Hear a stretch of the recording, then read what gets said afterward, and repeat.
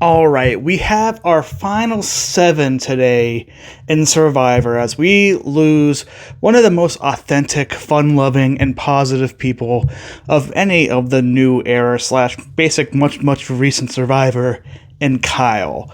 There's a lot to talk about moving into the end game, but since I'm here at my family's house for Thanksgiving, this video is going to be pretty short. We're going to be focusing on the 3 players who I think are the realistic chance to win Survivor 47 and what their paths may look like. So I'm thankful for anybody here on Thanksgiving to check out this video. Like and subscribe if you like more content like this.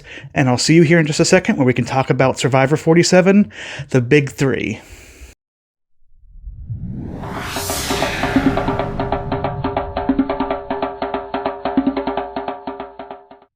That's right. My opinion, Survivor 47's kind of gone down to 3 people.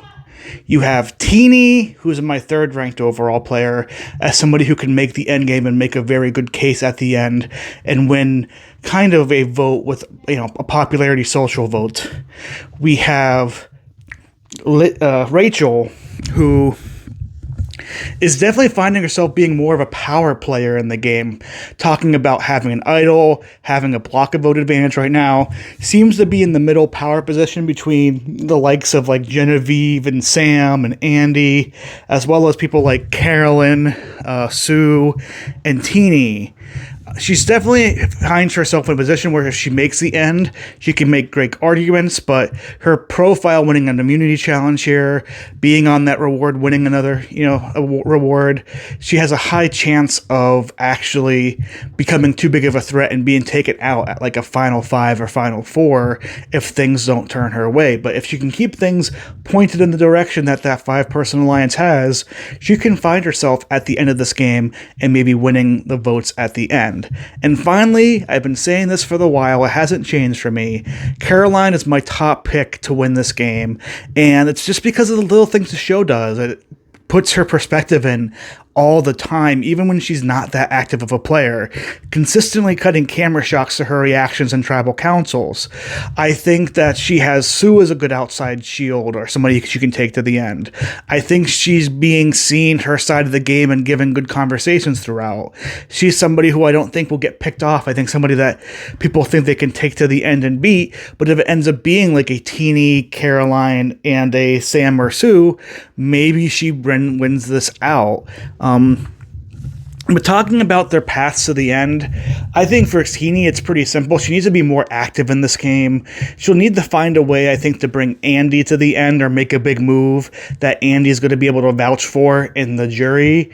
If she goes along too much like she has been recently, I know the Kyle vote, I think, was good and smart for her, but I do think the jury is going to see her as someone who doesn't have that much impact on the game. So if Teeny's going to win this game, her social skills will be one thing, but she's going to have to make a big stamp a la Mary Ann near the end of the game with whether it's a split vote, a plurality type vote, whether it's, blindsiding somebody that's bigger like a Rachel, like a Caroline or Sue. She's going to have to be an orchestrator behind a big move and find herself in a power position and talk herself through final tribal council very well to where she can win this game.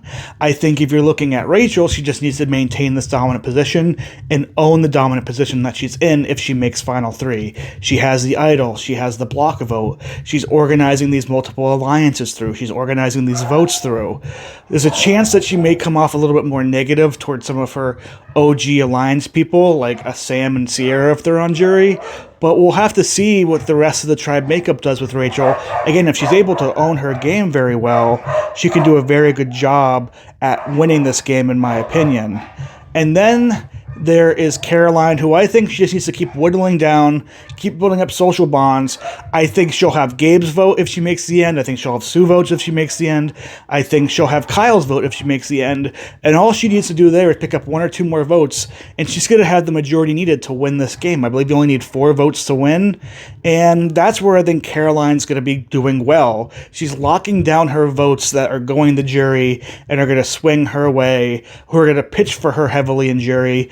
And I do think that matters in this game, and I think that's where she's playing the best game overall. She's locking down people as they're leaving jury as, I think I can vote for Carolyn to win, and all you need to do is lock 4 or 5 people to have that thought, and you're going to win this game. So those are kind of what I think they need to do. Again, more brief video next week as we move into the final 6 after the final 7 vote. We'll have a whole breakdown on how this game's going to end here. We'll see who goes out. But since I missed Gabe last week, and then I also had Kyle here, we're going to give 2 solemn goodbyes to 2 of the men in this season who some people might have enjoyed. I know I enjoyed Kyle a lot. Wasn't the biggest fan of Gabe, but brought a lot of energy to the show and definitely made this kind of predictable, maybe different type of season than we're used to. Tell me your thoughts in the comments down below who you think's going to win Survivor 47. And I'm sorry, Genevieve Truthers. I hear you. I see you. I know you.